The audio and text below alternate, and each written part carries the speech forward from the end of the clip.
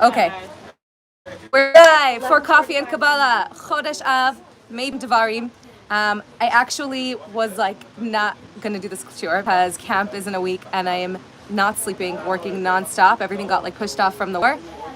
And I was just feeling so out of touch, and I'm like, I need this shiur. Like, even if I don't have time to prepare and I'll be up all night, I really needed to reconnect and just refocus. And this is for me my medicine.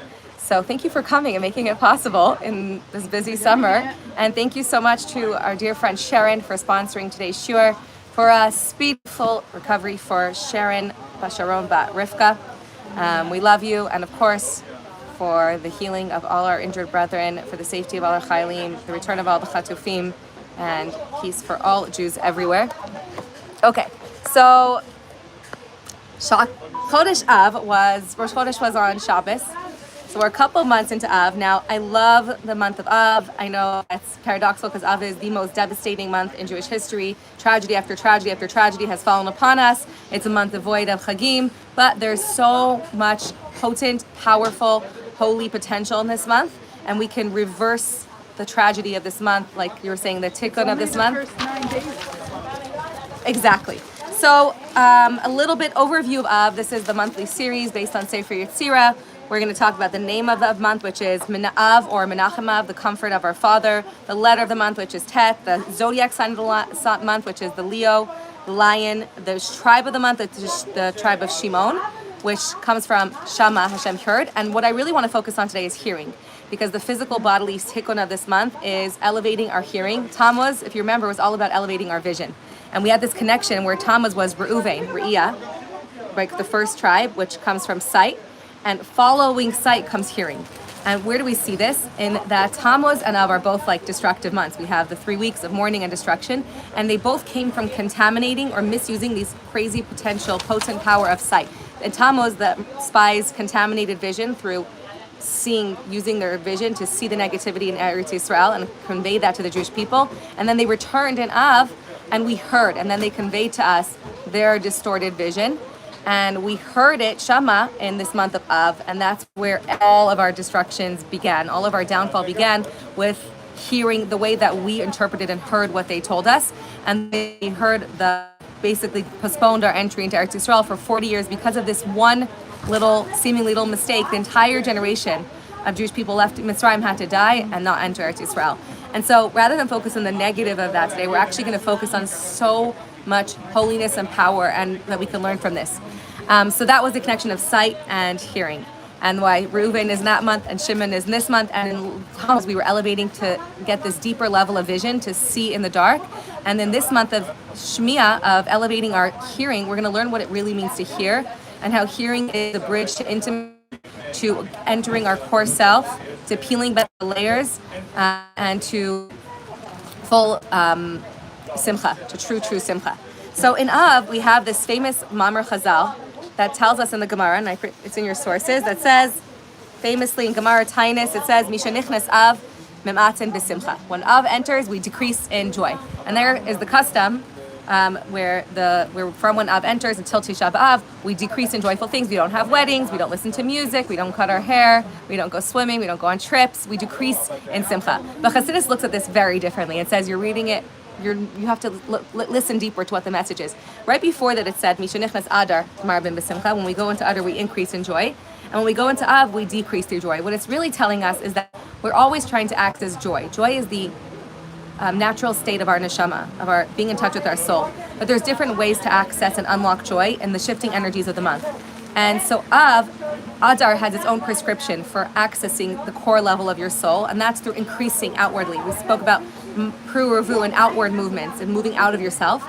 And in Av, the way to unlock simcha is different. If you do what you do in Adar, in this month of Av, where Hashem shifts the energies from the first of the month through the shifting the letters of Hashem's name, you're not going to access joy. If in this month you go out and increase and go out and party and dance and sing and listen to music and go on trips, you're not going to be tapping into the true energy and the true vibration of this month. And so how do we get into the intimate, deep vibration of Av, of this intimacy with our Father? It's through miut, through decreasing. And we're going to talk about that in a moment. But first, that was just the intro. And what miut means is decreasing. And we'll explore through all of the pieces of Av what that means and what we can learn from that, and how we can really unlock the greatest potential of intimacy and depth and connection in this month. There's another shocking thing it says about this week's Av, which is seemingly really sad also at the onset. So just to summarize, what I was saying is that it's not that we, according to Chassidus, it's not that we decrease in joy. It's that the way to simcha is through miut, is rather than through increasing, is through decreasing. Now the other thing that the sages tell us is that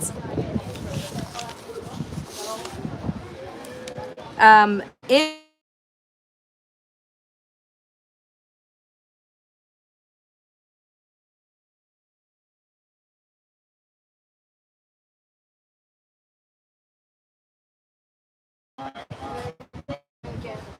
okay. So what we say in a deeper level is that actually we do have Chama this month, and our Chama comes from nothingness, from the source of everything, from the world that comes from Ayin or Ain.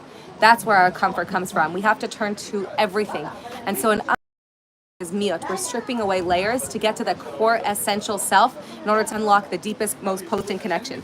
So we have this dual energy going on in Av. One more thing that we have throughout the months, every month, is the shifting of the order of Hashem's name. There's 12 ways to reorder the letters of Hashem's name, Yud, Hey, Vav, and Hey. And when we can understand what those letters mean, we can understand a little bit about the energies of the month and be ready for it. And so Yud and Hey, when Hashem's name, Yud and Hey are the higher worlds, more revelation, and Vav and Hey are the lower worlds, the worlds of concealment, or the level of Hashem's concealment. And so in months where you have the light flowing, like Nisan, Yud, Hey, in the perfect order, we have revelation, Hashem's light flowing to us from revelation into our lower worlds. Everything's great. Nisan, we have miracles. In Av, we actually have the exact opposite, but in Av, we have first, your sources, I think, Vav, Hey, and then Hey, Yud. I thought I wrote it down for you. Sorry, Hey Vav, and then Yud Hey. And so what we end up happening is a shifting of energies, which is why I wore my moon earrings, because Vav is very much connected to the moon. And so we have the first half of the month. The first two letters correspond to the half of the month always. The first half of the month is very concealed. It's Vav Hey. It's the lower letters of a concealment of Hashem's name. And so we have a very heavy first month. We're mourning, we have Tisha B'Av, but then suddenly we have the exact opposite. When we shift, we go to Yud Hey, which is direct revelation, and we have the most joyful day of the month. In your sources, we have in Gemara Baba Basra, it says, Amar Rabbi Shimon ben Gamliel, Lo ha'yamim tavim li'al kechamisha asar b'Av k'Yom Kippurim. There was no joy day in the Jewish calendar as joyful for the Jewish people as the 15th of Av. So we go from like despair and tragedy and mourning to 6 days later, suddenly the most joyful day. On Chamisha Asar B'Av, on Tu B'Av, famously known, it's when the tribe of Binyamin was permitted to many joyful things happened, but mostly it was a time for finding love. It was a time when Binyamin was permitted to remarry into the Jewish nation after many years of exile, not being allowed to marry because of their tragic story, Pilevegesh Begiva. And because of that, it was a time when all the women would go out dressed in white, and it was a time to find your soulmate and celebrate love on the deepest level, where you would hide your wealth, hide your status and everything, and only find your truest soul. There was singing and dancing, and it was more than any other day on the Jewish calendar. And so we have this like big shift, right? And that's really what the month of Leo is all about. Leo, anyone here Leo? Leos have like a very strong love. They're lovers. They love love. There's so much love in a Leo. And there's also the lioness, like the fire, the passion, the anger, like if you get on the wrong side. So you have both sides of them. They could go from like being like just the biggest lovers to your biggest enemy in a moment. But they're also very passionate people. They have a lot of fire. There's this month of Av is one of the 3 fire signs. The Sefer Yetzirah tells us the 3 fire months are Sagittarius, Leo, and Aries. And so this is one of the fire signs, and it very much connects to the lion because it's like this fiery lion full of passion and heat. In fact, in the Beis Hamikdash, in the Jewish nation, we're compared to a lion over 150 times. There's metaphors comparing us to the lion. One of the famous ones is that the fire in the Beis Hamikdash, when it came to consume the sacrifices, it would come in the shape of a lion.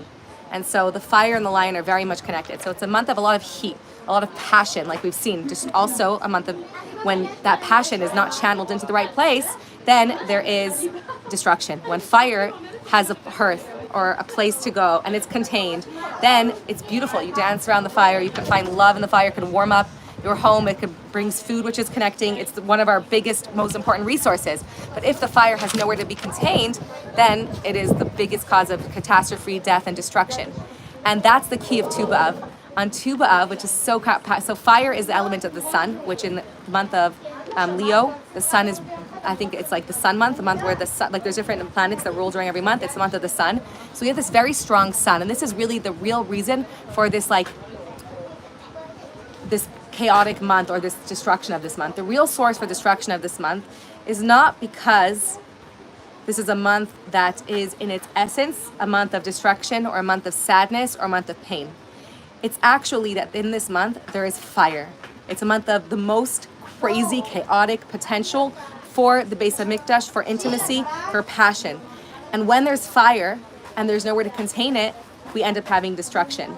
And so it's a very potent month. And if the fire, and our job is to use that fire and contain it. And the way to do that, one of the ways is that when the fire has a place to go, then it can create intimacy and love. And that's what happened on Tu B'Av. On Tu B'Av, on the 15th of the month, what happens to the moon? The moon is the largest, and the moon is known as the feminine and energy of the world. The sun is the masculine, dominating outward flow of energy, and the moon is the receiving energy. The moon has no light of its own. It is only a vessel to receive and reflect back the light of the sun.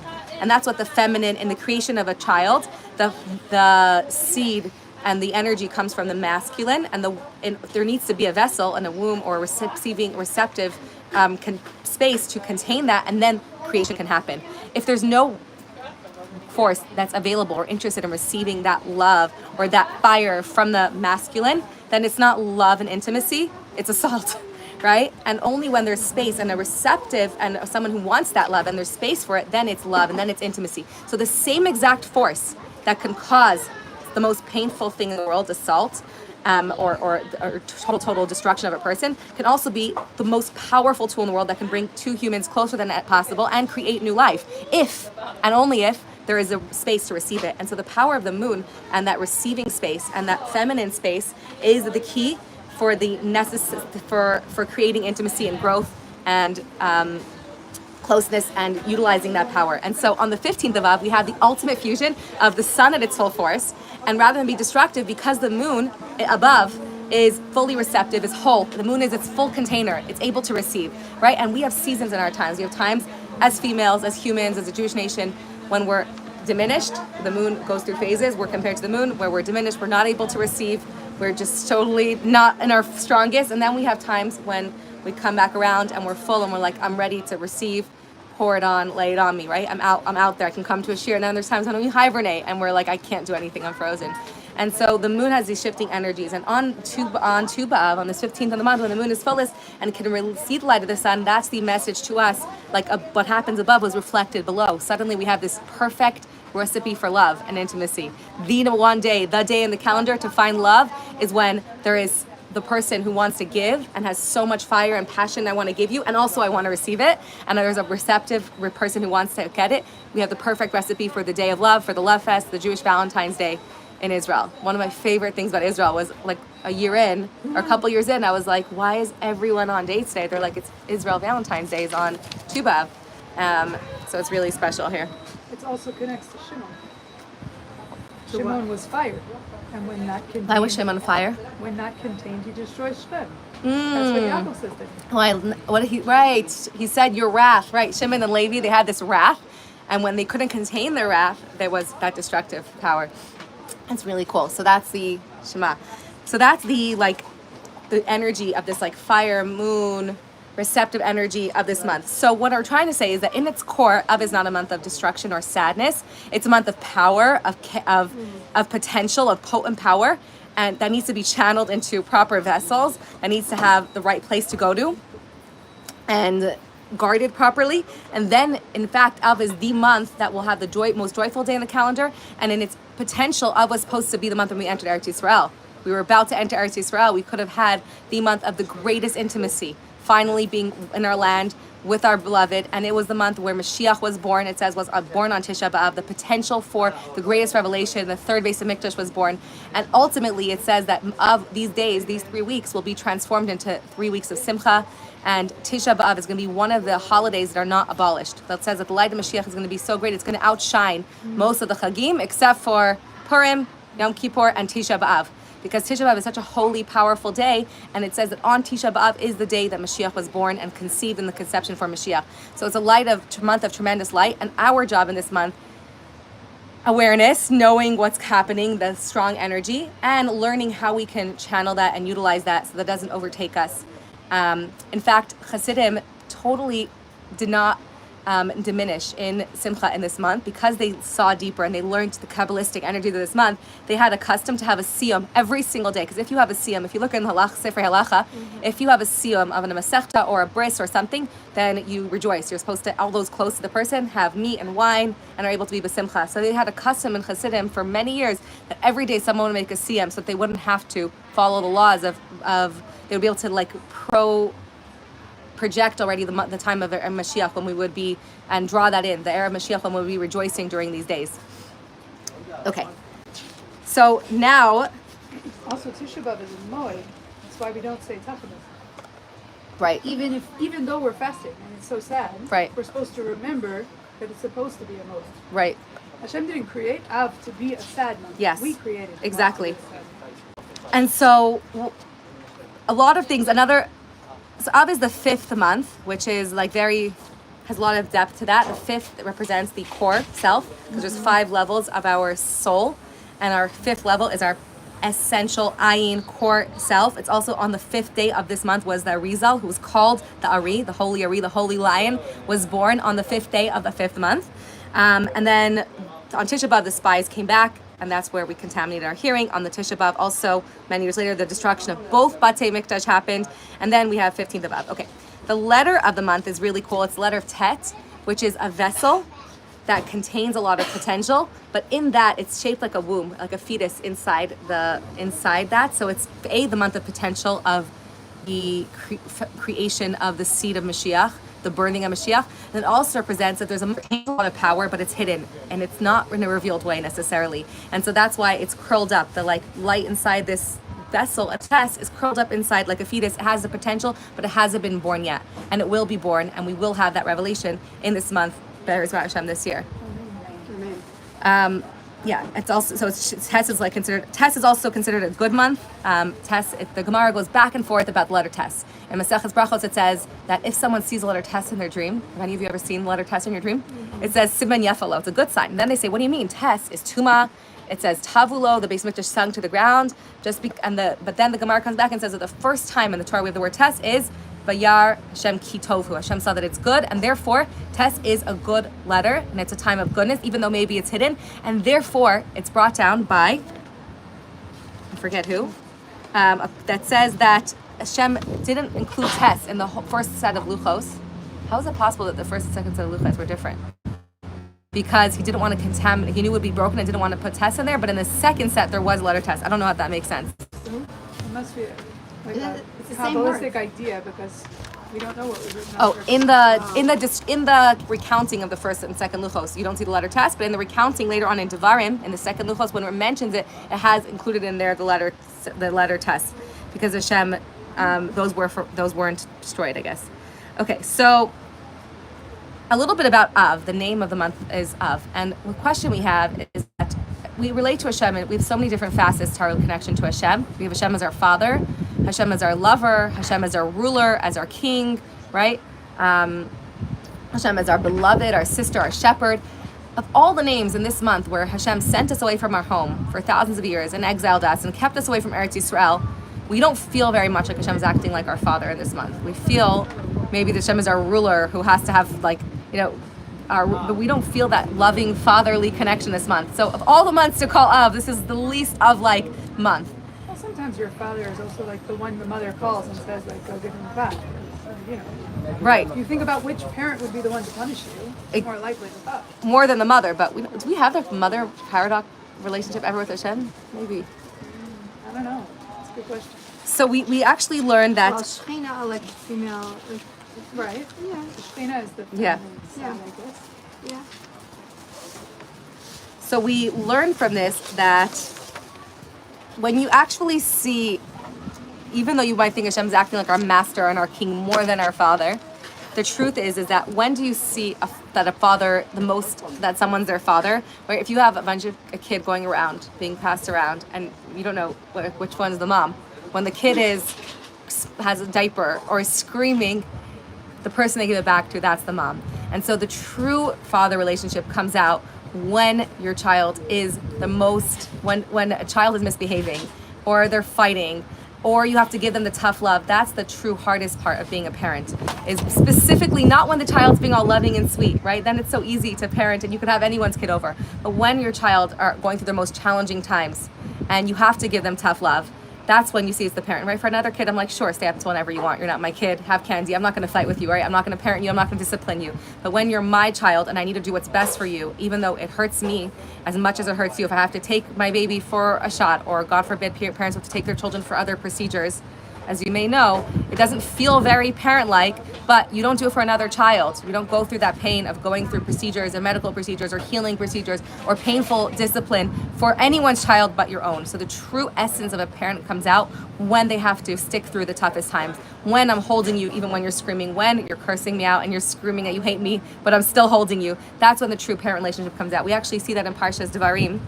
In this week's Parsha, there's a beautiful Rashi where Moshe is rebuking the people, reminding them about all the times that they tested Hashem. And there's this verse where he tells them that you were complaining against Hashem and you said that Hashem hates you. I brought it down. It's a very inspiring. "V'teragnu ba'aleichem v'taimru b'sinas Hashem aisanu ha'isianu mi'Mitzrayim." You were murmuring in your tents. And what were you saying? Because Hashem hates us, out of his hate for us, he took us out of the land of Mitzrayim, to deliver us into the hand of the most. So you are feeling hated by Hashem. You're totally denying all the love Hashem had for you and all the wars Hashem just won for you with Amalek. And what does Rashi say? It's so beautiful. V'hisinas Hashem aisanu, because Hashem hated us, and he says v'hu haya, but really Rashi says v'hu haya oyev eschem. Even in that time when you were telling him, you hate us, we hate you, you took us out, they're kvetching and screaming about all the, when you literally do everything for them and they're just kvetching, still v'hu haya oyev eschem. Even then Hashem loved you. The entire time Hashem loved you. Aval atem sainam I say, but you hated him, but he still loved you. And he says, Mashal Hadiyat Omer, he says, why did this happen? A common mashal, a parable is, Mashal Hadiyat Omer, Madil Belibcha, Rechimcha, Madil Libe Alaych. This is projection. What's in your own heart about your friend, you imagine, the Sifri says, that he thinks about you. So you project what you feel about that person to be about you. I'm insecure, so I feel like I'm gross, they must think I'm gross. I feel so hated, they must hate me. I'm feeling this way, so they must think that about me. And he says that's what was happening here. They were projecting. You felt hateful of Hashem. You were angry and not trusting, and therefore you felt like Hashem hated you, but the truth is that he loved you all the time. What we project onto other people is most often not the case. So often we think they must be talking about me. They were probably just all talking about me right before I came in, and it's usually not the case. It's what you are projecting onto that person. And so what's so beautiful is there that you see a true father is that the kid, you do everything for them. And they're like, I hate you because, this just happened to us. Like, because you didn't give me pizza, and like we literally go do everything for our kids, and they're just like screaming tantrum, and you still love them and take care of them and lovingly put them to bed. That's a true parent. And so in Av, when we were in this moment in the Beis Hamikdash, when there's revelation happening, and has sinas chinam, and rebelled, and had idols going on, Hashem still in that moment showed us love and cared about us. That's the true essence of what it means to be a father, more than a master, more than anything else. It actually says that that's what Nachamav is, that Hashem comforts us. And what the double Nachamu Ami that we say in the 7 weeks of, where do we say that? In the Haftarah? The first Haftarah. The first Haftarah of after Tisha B'Av, we say double Nachamu. What's the double Nachamu? That Hashem comforts us and we have to comfort Hashem. Because often it's more painful for the parent who has to put their child through that painful procedure than the child itself. And so we comfort Hashem because Hashem didn't want to subject us to that. And we tell Hashem, we still believe in you, and we turn to you. Okay, so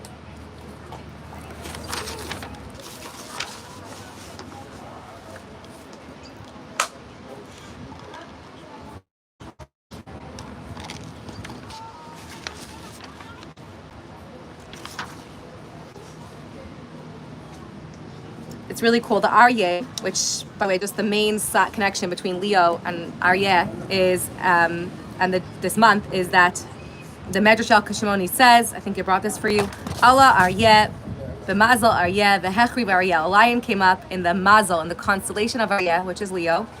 Who is Allah Bechriv Aryeh, Al Manashi Yavo Aryeh, V'yivne Aryeh. And this is crazy because we're in the war of the, what's it called? The Rising Lion. That's what it is in Hebrew? That's what they called the Iran War. The Iran War was I love the reference. Also, if you look in Yerushalayim, the symbol of the municipality of Yerushalayim is a lion, and Yerushalayim is the home of the lion. So what does this mean? Allah Aryeh, who is the lion that arose? Nebuchadnezzar. B'mazal yeh b'chodesh Av v'hechriv Ariel. So Nebuchadnezzar is called a lion because Aryeh is because it was in the month of Av, which is Leo. The Hechriv Ariel, and he destroyed Ariel, what the Beis Mikdash is called Ariel. Almanas, in order, why did this happen? Why would Hashem allow this to happen? And the Midrash says, in order, Sheyavo Aryeh, Hu Kadosh Baruch Hu v'nivne Yivne Ariel, in order that Hashem will come and rebuild the third Ariel, the third Beis Mikdash, which will be true and everlasting, include every Jew from the corner of the world, and through the Chassidus teaches us that through the destruction of the second Beis Mikdash and the need for the Jews, the exile, where Jews were scattered to every corner of the world, to elevate and bring Hashem's light, not just to be shining in the Beis Hamikdash and the rest of the world is corrupt and catastrophic, but rather we spread the light. We were the foot soldiers to illuminate every corner of the world and bring the light of the Beis Hamikdash and the knowledge of the Geula to every corner where Jews may find themselves, and then gather that back in. Then the third Ariel, the third Beis Hamikdash, will have infinite components over the previous two. Component of the where it will include and spread light to the world. It will be everlasting, will never be destroyed. It'll be our work and Hashem's work put together, not just one Beis Hamikdash that's from above or the second one that was built by us. It'll be a union of our efforts, and it will be the ultimate, beyond even comparison to the previous two Beis Hamikdash. Aryeh, another cool thing about Aryeh is that, so we're called Aryeh. The cool thing is that one of our first references to Aryeh in the Jewish connection to Aryeh in the Torah is from Bilam, our enemy. It actually says in this week's Parsha that Moshe rebuked the Jewish people, and Bilam's the one who blessed us. And it says, the rebuke, when you rebuke someone, it should only come from someone who loves you. And let the person who hates you give you blessings, and give you the blessings. And that's the way it should be. That when you really care about somebody, that's what the true tough love is from. It should come from a place of complete love, not in the moment when they're sitting later in their life, when their person's passing away. There's a lot of lessons from Moshe, from this Parsha, about how to rebuke somebody for their good, out of their love, for them to grow from it, that it's like a painful moment, but that you grow from it, and how we can be receptive to rebuke, and how Moshe, even in his rebuke, he did it in a very subtle way, where if you wouldn't see the comment, you wouldn't even know he's rebuking them. He hinted to in the first psukim in this week's Parsha, where he mentions the places that they sinned and that they complained, to like gently remind them, like in Lavan, he says, remember you complained that the man that was literally food for us was right for you? And remember in Date D Zahav, when you had too much gold, so he's hinting subtly, and he's also exonerating them, understanding them, seeing their perspective. And so we learn a lot in Devarim about how to rebuke somebody. Anyways, all that to say that Bilam compared us to a crouching lion. The pasuk is Gur. No, never mind. Bilam did compare us to a crouching lion. He said, but I didn't bring that source. Do you know that one? But before him came the bracha of Yaakov to Yehuda, which was Gur Aryeh Yehuda Miter Bnei Elisa. Yehuda is a Kabbalah lion. You is above your brothers. Ramavetz Karyeh Ukulavi Miyokimenu. Right, you were like a fierce lion. Ukulavi Miyokimenu, and like a sleeping lioness who would wake him. And what did Bilam call us? Bilam called us a crouching lion. But the parable was that the lion represents that unshakable power and spirit inside of us. And Bilam, comparing us to a crouching lion, was telling us that, what does it mean, a crouching or sleeping lion? Who would wake a sleeping lion? That even when, and that's the same thing that Kulav Yumiya Kimenu, what Yaakov said to Yehuda, that when a lion is sleeping, is compared to the Jewish people in Galus. So you're like you're the lion, you're the power, but you're asleep, right? You're not in your strongest space when you're in Galus, but still no one would dare raise you. They know that in a moment your power will come back. And mine is that even when we're not at our strongest, when we seem to be right now like a sleeping lion, where's our power gone? Where's everything on? In a moment, we can awaken like a lion and return to its full strength. It just takes a second. Even in a circus, a tamed lion is never really tamed. Everyone is just holding their breath, waiting for the lion to pounce and become a lion. Oh, thank you. You're the best. Kara, this is the bracha, the klala bracha of Bilam. Kara shachav ka'ari. Oh, he says the same thing. Ukalavi miyakimenu baruch merechav arar. He crouched, he lay like a lion, and who will wake him? And so it reminds us of our innate power that can be awakened in a moment, even when we're in galus. Aryeh is an anagram of the word zira, which is awe and fear, and it's also 3 times chesed. Chesed is 72, and 3 times chesed is 72, which is yira. Which is 72 times 3 is 216, which is an anagram for aryeh and yira. So we have the aryeh encompassing both of these opposite forces. We have the aryeh dominating. He dominates. This month we dominate both in chesed and in gvura. We have this love of love, this intimacy, this deep intimacy with Hashem that was born in flames, intimacy born in flames, and also the Leo has very strong leadership capabilities, and so we have both this like light of chesed and also this yira happening. And so we're going to segue now into what the yira is.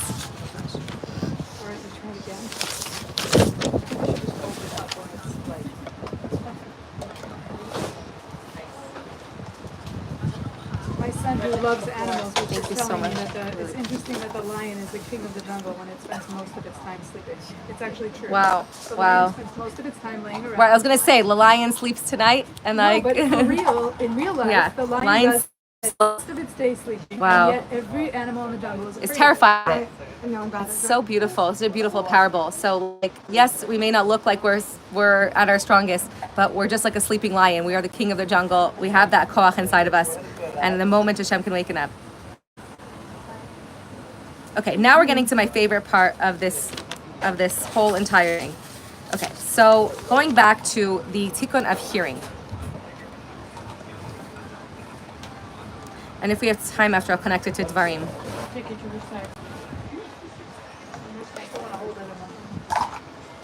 Oh my gosh. Thank you. I need a, yeah. Is everyone fine though? I don't mind. Then the music is going to get louder, and I think it was going to get distracted. Oh yeah, it's better the fan is on. Put it back on. Hold on. Just here. Where do you want? What do you need? I'll just use this. Put pens wherever you want them. And it will Good idea. It's really nice. The breeze on the phone. It's amazing. It's a good place. It's good. It's just knocking the papers around. Yeah. We need to get you a clipboard. Rocks. That could never go Paperweight. One comes up and drops.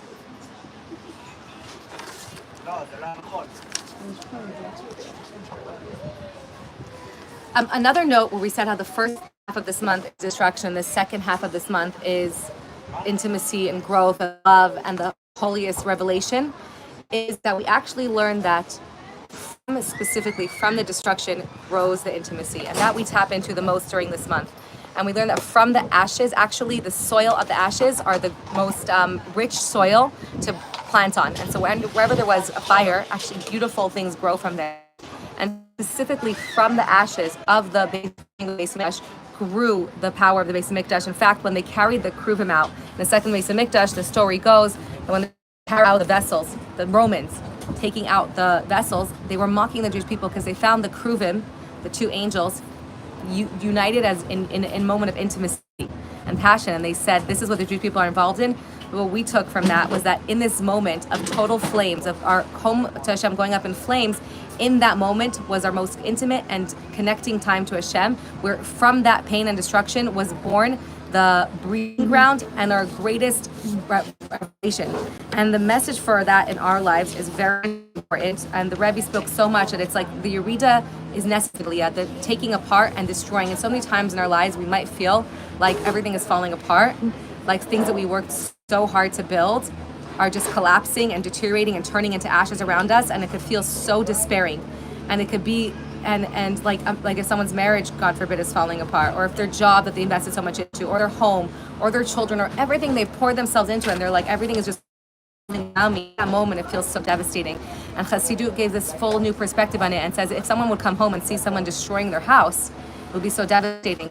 If it was a contractor that they or someone else hired to take apart their house to build a much more beautiful home in their place, they would be so happy that it's finally starting. And so in that moment of destruction, it's about how we see that moment. It's that tamuz, it's that elevating our vision, to be able to look deeper and see what's really going on, and to be able to see that from Hashem only comes good. Hashem is not allowed to destroy, halachically, unless you're not allowed to destroy, for example, a shul.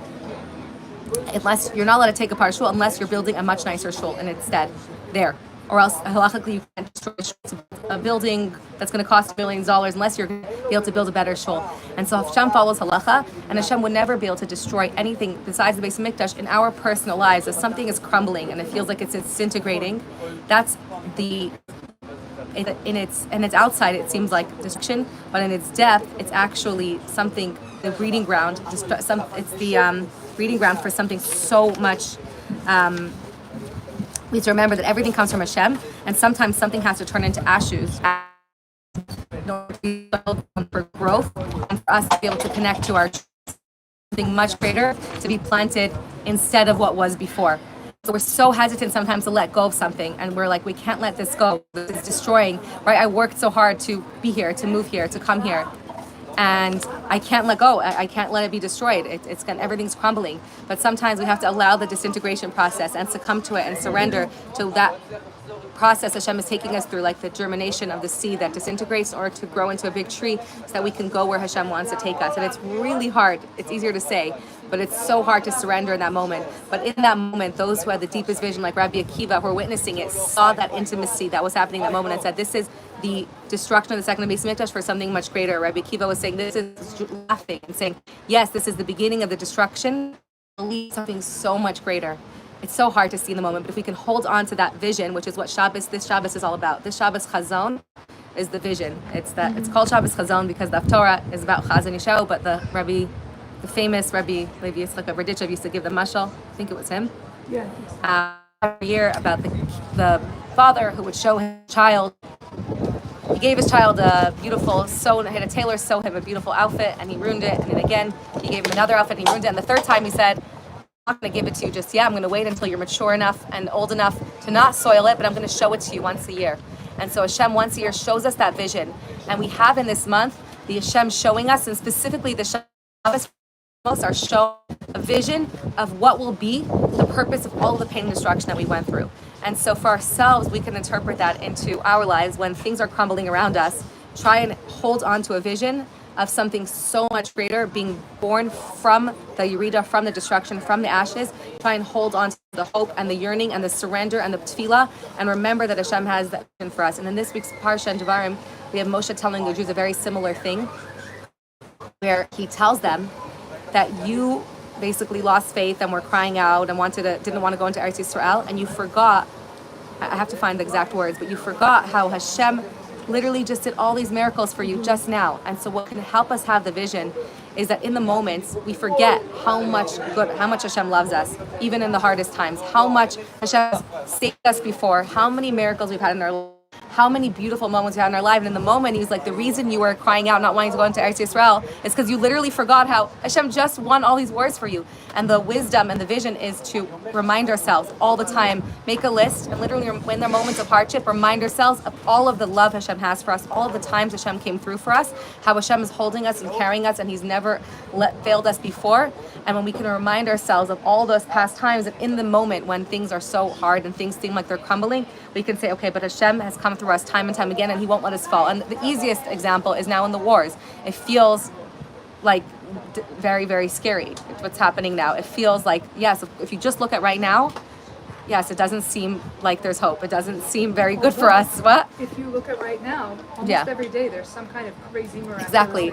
And so we can choose, and this is where our hearing comes in, to what we listen to and which voices we filter and what we're hearing to ourselves. Are we hearing my chaos, my anxiety, my fears, the destruction of right now, or am I reminding myself and hearing all of the times that we've been in, the Jewish nation has been in this exact same place and even worse, and Hashem has come through for us, and we've continued to survive, we've continued to thrive despite the pain and tragedy that it took to get here, and then we can give ourselves that emunah and remind ourselves of the and that vision. And What? And we're closer than ever. And the more, and we could remind ourselves, like it's like in child labor, the more painful, right? We remind ourselves that every contraction just brings us closer. Or we could say, no, this is painful, I can't do this, I'm never going to survive. Or we can say, okay, thousands of women, yeah. Transition and you're about to have to leave. Yeah. Once you can like surrender, just say, okay, this is painful, but it's getting me closer and closer to the vision. It's not easy, but it really takes a lot of vision and a lot of deeper sight. So I'm going to go straight to end off with the hearing, my favorite part of the month. What's interesting is that Shimon was called that specifically for the pain. For Shama Hashem, it says Leah named her Shimon because Hashem Shama. What did he hear? Shama Hashem is my suffering and my pain, and I know that Hashem is listening to me in my pain. And that's one of the deep messages in this month. Yes, we have pain. Yes, we're all mourning together for our individual pain, our collective pain, the pain of our journey as a Jewish nation, losing our home, being disconnected, and the dark world that we live in, and all the fragmentation. But remembering that Shama Hashem is Ani, that in our pain, Hashem is hearing us, Hashem is with us, He's suffering with us, He listens to us, He's holding us, and He's carrying us through, like Hashem carried us through, right? We can relax into our mother's arms and say it's painful, but my father is holding me and carrying me through every step of the way. Being able to tune into our hearing and knowing that Hashem hears us, and into our voice, and calling out to Hashem, it gives us some comfort, is a little bit of our comfort in this month. Now, here's the deepest part, my favorite part. That's how we go all the way back to the beginning of the shir. We spoke about the Chachamim telling us that Mishanichnas Av Mimatzin Bis. We diminish to get to the way we access the frequency of our soul, of our core, of Simcha, is through miut. What is miut? Miut means lema'et, to lessen, to diminish. How do we do that? And what we're trying to do is peel back layers. So diminishing, we're trying to let go and take away all the layers and all the noise and all the distractions in order to get to the root of ayin. Like we said, in Av, who is our comfort in Av? In Av it says, Ein la menachem, ayin. And what it really means is that ayin is our consoler. The one who consoles us is the root of all everything. And how do we get to that core voice? By peeling back the layers, peeling back what the media says, what the news is saying. It is terrifying. I literally opened up for 1 minute Instagram today. I saw the most horrific news and things on the cover of the magazine, and it blinds you, and it blocks you from being able to reconnect to the true source of our protection. It's not what the New York Times is publicizing. That's not our source. And so it's peeling back the layers. My husband's favorite way, people peel back their news addiction, not expose ourselves to so much garbage that clouds and blocks our minds from emunah, to learn shar bitachon, but diminishing our time on our phones, diminishing our access to seeing so many things that block us is one very practical tool. But the idea is that we want to diminish as much as we can outside noise in order to reach our simcha of ayin, of our core neshama, of our true eternal consolation, the connection to our Father who loves us. How do we do that in Av? And in Av, the key to doing this is through shmiya, through our hearing. All the elevation of all of the mess ups and the fashlas and of the distortions of Av over all the years, the key to fixing and being the tikkun of all of that is through elevating our sense of hearing, which is interesting. Last month we had vision and it's hearing, and we have a lot of this discussion, and even in this week's Parsha, where I read a beautiful essay by Jonathan Sachs based on the Sikha of the Rebbe about how the generation before that left Egypt, they were the generation of sight. They saw the miracles of Hashem. They had food coming from the heaven. And Moshe addresses them differently. He says, see these things. And when Moshe addresses the next generation, that generation dies out from the sin of the spies, and that from here. And now the new generation, they're only the ones who heard about the miracles of Hashem. They're not the ones who could see it clearly, who see the miracles in their life. We just hear about it. And so hearing in general, and addresses them differently, says, listen, Shema Yisrael, listen, Jewish nation. You have to hear now. Because see, when you can't see something, you need to be able to hear it, right? And hearing is so hearing on the one hand is much lower sense than sight. Sight is the majority of our nerve segments. Me, there's nothing you could say to convince me otherwise. When I heard something, I could say maybe I heard wrong, because our hearing, for humans, our hearing is very comprises a much smaller amount of our nerve cells, percentage of our nerve cells. I had the numbers once, I don't have them right now, but a tiny percentage. Other animals, if they heard something, or they smell like a dog, it's real, right? They might see you, but they smell you and then they know who you are, right? Imagine humans like smelling everyone. They're like, oh yeah, now I remember who you are. And so for every creature, it's different. But for humans, for us, sight is very real. And so hearing is a much lower, it's like hearsay, it's a much lower level of faculty than seeing. It's not as real to us. And ultimately, we want the revelation of Mashiach when the time when we see godliness in our life. We don't just have to hear, oh yeah, it's Hashgacha Pratis, it's Torah Hashem. Well, I want to see it. I don't want to just hear about it. I want to see it. On the other hand, though, we have an advantage to hearing. We learn in Chassidut oversight in that there's things you can't see in this world. There's things that are not perceptible. And the most subtle, deep, nuanced things in the world can only be seen with our hearing. And they can't be seen with sight. And sometimes what we see in this world of Galus doesn't allow us to hear the real message that's going on. I'm so distracted by all of like what I'm seeing that I'm not really hearing the deeper messages. And so if we close our eyes sometimes and listen, we can hear the subtleties and the nuances and the messages Hashem is sending us that are sometimes so clouded by all of the visual stimulation and all of the distractions of the physical world and the Galus world and the world of falsehood. What we see tricks us. What we see gives us a world of perception of a world of materialism where that's all that matters, where the physical world and having more thing what matters. And when we can shut all that out and then like it's now in this generation more than ever that like we're exposed to so much. And those like over the generations, imagine way back, there was no billboards, and then there was magazines, and when I was growing up, it was just magazines that would push in my face all the things I need to have that I don't have, the must-haves. And now it's like I don't even need to be in the grocery store. It's literally every time I open my phone, which is probably, I think they say like a scary number of times a day that the average person opens their phone, I'm just being flooded with sheker, with lies about things I need to have, things I need to do. And it's so overwhelming, and I can't hear the deepest messages in life. And that's why our nation, at the end of the day, is called not a nation of seeing, even though we're humans seeing, we're called Shema Yisrael. The number one tefillah that we say 3 times a day is Shema Yisrael. Block the sight in this world of sheker, in the world of galus, where what you see isn't necessarily a reflection of emes and the truth and the true reality. We need to be able to close our eyes and listen with our heart. And that's what it means, Shema. Only in Hebrew language, I love Hebrew language, the word Shema doesn't only mean hear, it means mashma'u, it means meaning. It means there's a difference between listen and hear. I don't know which is more deep, but there's like, I could hear noises, and there could be someone who's not even able to physically hear, but they could hear much deeper. We hear with our heart. We hear what's going on beneath the surface. We hear the vibration. And that's what Av is all about. Listening, peeling back the layers of our vision, of our flooding, of all of the externalities of our life through being able to hear much deeply. The only true path to intimacy, and this is one of the most important things, that there can't be intimacy without hearing. It's not possible, which is really cool because in Judaism, halachically, it's preferable to only have intimacy if it's fully dark. And true intimacy can only happen in the dark. We learned this from Achashverosh, that for a husband and wife to be intimate, why? Because only in the dark, we block out all the stimuli and all the distractions and the body image and all of the other things that are going on, can we really unite and connect with one another. When we block out vision, we can listen deeply. Intimacy can only happen if we can listen deeply to one another. We think intimacy is about going on a date and talking. It's not. Intimacy, you could have two people just talking at each other all day, and there's no intimacy happening. And you can have 2 people sitting in silence, hearing what's going on, just listening. That's what intimacy happens. The real magic on getting to know another person is really hearing them. Hearing not just the words they're saying, hearing what they're not saying. It's not just listening to the words my kid is saying when they're screaming at me. It's okay. It's really hearing the messages they're not telling me. Like they're screaming, I'm hungry, I want this. But they're saying, I miss you and I want you, I want to connect with you, right?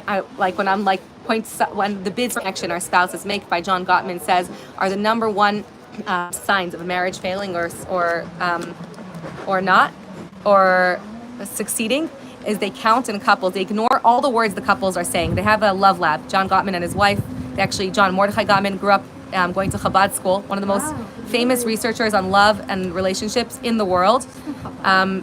John and his wife, amazing, Julie, yeah, I love them. And so in their love lab, they wouldn't even listen to what the couples are saying. What they would listen for is, they interviewed thousands and thousands and thousands of couples, and they would listen to how many times one of them reached out for connection. Like, what are you reading? Or come look at this. Or did you notice that? Or just today, random things. You're just like, why are you annoying me? I'm busy. And he said, those are not random words. You have to listen deeper. What they are bids for connection. It's your spouse is reaching out to you and saying, I miss you, I want to connect with you right now.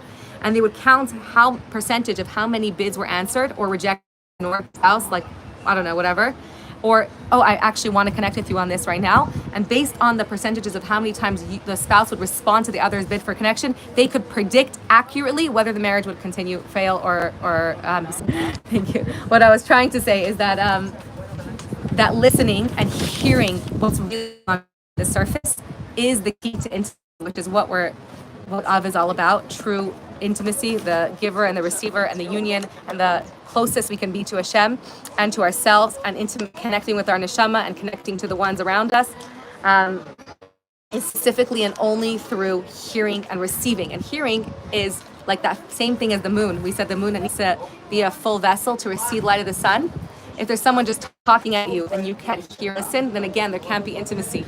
It's just like annoyance, right? Or even worse, right? But if there is, with hearing, this whole month is about creating that vessel, creating that moon, being that full moon, being a full vessel of hearing, fully, really hearing, really engaging, really listening deeply with your whole heart to what is this person. I'm putting myself in your shoes, putting myself away. And that's the diminishment. In order to hear, there has to be miyut. There can't be diminishment without hearing, and there can't be hearing unless there's miyut, which is diminishment.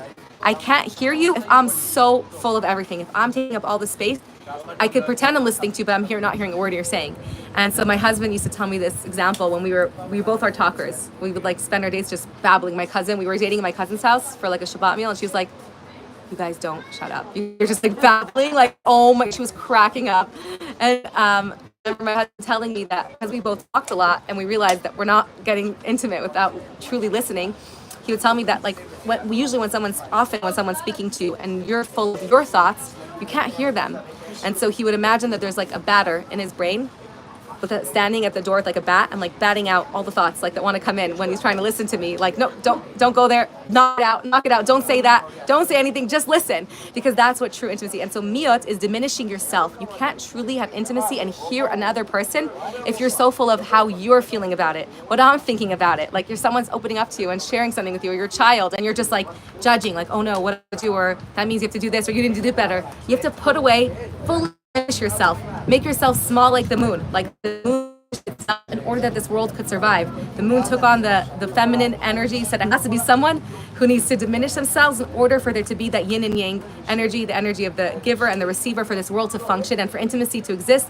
There has to be one of us, or both of us hopefully, who are diminishing our ego, our thoughts, our judgments, our perspectives as much as possible. We can't fully get rid of ourselves, right? We want to diminish as much as possible to create space for another to exist within us. Because if we don't create space, then another can't exist within us, and there's no intimacy and there's no oneness, and then there's destruction and fighting and talking at each other and screaming over each other and total destruction, which is literally what led to the destruction of the second Beis Hamikdash, when there was the breakdown of communication with Kamsa and Bar Kamsa, that says that the Beis Hamikdash was destroyed because they couldn't hear one another. Right? The story of I thought that was the page, but it's not. But the story, the greatest communication, lack of being able to make space for another person, like in the Sfiras when the students of Rabbi Akiva couldn't hear a person's perspective, and here Bar Kokhba, who couldn't make space for another person in his reality. And the second half, we have the healing of that, where we have lasting love, tuba of true essential love that comes from the exact opposite, from being able to listen very deeply and have true growth and true connection and true love, and connecting to our neshama as well also comes from diminishing. What do we diminish? And I love this thought. I had this thought once about diminishing, is that so often we need to diminish in ourselves. We need to get to our core essence, to our ayin, to our core self. We want to diminish everything so I can connect to my essence. And so I diminish the outside noise, but there's so much inside noise as well. So many, at least for me, I have ADHD. There's so many voices, and for all of us, there's also in our heads other people's voices that occupy space in our, like my father likes to say, like they're taking up space in your brain free. I realized quite a few years ago that I base so many of my life decisions on so many other people's opinions or my perceived. I perceived that their voice, like their judgments on me, and I would spend so much of my decision making being worried about the perceived voices and people I would have like their voice in my head. I'm like, oh, well, if I wear that, then what's that person who doesn't even live here going to think about me? Or if I did that, or if I say that. And so I never got to really hear my true voice. What do I really feel about something? Because I was so worried about what everyone would say if I don't do this program as a shlocha, or if I don't show up like this, and if I don't do this and Y and Z, and if I don't do this for my kids or my spouse, like how many other people I really imagined, like I'm going to bump into this person and they're going to see and then they're going to think the worst of me. And I spent so much of my life unable to really hear my voice. And so blocking out the noise, diminishing the hearing, being able to hear our true neshama knows so much more than we allow it to. We have so much inner wisdom and guidance, and knowing what our neshama ultimately knows, the emunah and the trust, and trusting our neshama to know what's my unique path, not what others expect of me, not what I need to do to prove my mother wrong or my father wrong or my aunt or that teacher that once said I'll never be that, and all those people who I needed to prove myself to. That's not my voice, that's not my unique mission in this world, and I'll end up leaving and losing my entire unique guide and purpose in this world if I allow those to flood me. And so slowly but surely being like, thank you for your guidance, but I don't need to listen to you anymore. You're not a real voice. Bye. And like just letting them flutter away and just letting them wash over you and saying there's only one true voice. I mean, there's a lot of voices that matter, but the main voice I need to hear first is what my voice knows is ultimately MS. And then obviously taking advice from people that I do respect and trust, and including those voices is very important as well. Having a Rav and a Mishpia and good friends to bounce off, because I am biased, like we said. But being able to first know my neshama and hear my neshama's voice, and that comforting voice, and being able to hear the emunah and peel back the layers of whatever the anti-Semites in the world is saying is such an important tool we can use in Av, and that will allow us to treat true simcha, true connection. So yeah, hearing all that to summarize everything that we said was that in Av, the way we access and unlock the potent power and connection in this month is through diminishing, through tzimtzum, through peeling back layers. And then some people do that by just not going outwards, not partying, just trying to hear what's going on the inside. In our relationships with another person, it's by being able to not listen to the words they're saying, the kvetching. It's being able to listen more deeply. If what our spouse is saying, hear the deeper messages that they're trying to convey to us with our children and with ourselves, being able to peel back all the outer layers, being able to peel back the noise from the news, and get to the core. And when we do that, we get to Ein La Menachem. We say in Av, the true comfort is Ayin. It is nothingness. It's the source of all of creation. When we peel back all the some things in our life, and we could get back to the core of nothing, and we have the true essence of what it means to be a Jew, of Shema Yisrael, of our power to close our eyes, block everything out, take a deep breath, daven, and reconnect with our neshama. If I missed any loose ends, I apologize. You can ask me now. Ultimately, yeah, let's bless us all to transform these days from mourning into days of joy and celebration and simcha, and let us all discover our nakuda, our unwavering core, our lioness inside of us, our strong identity, peel back everyone else's perspectives and the noise of the world, and uncover the lioness inside of you. And then we have the ultimate third Ariel, the Beis HaMikdash, very soon in our days. Hope this brought you some nechama. It did it for me. Everyone have an easy, meaningful fast. Hopefully a chag. Have a wonderful summer. I'm always here for you still. Message of Rabbi Akiva And thank you for joining. and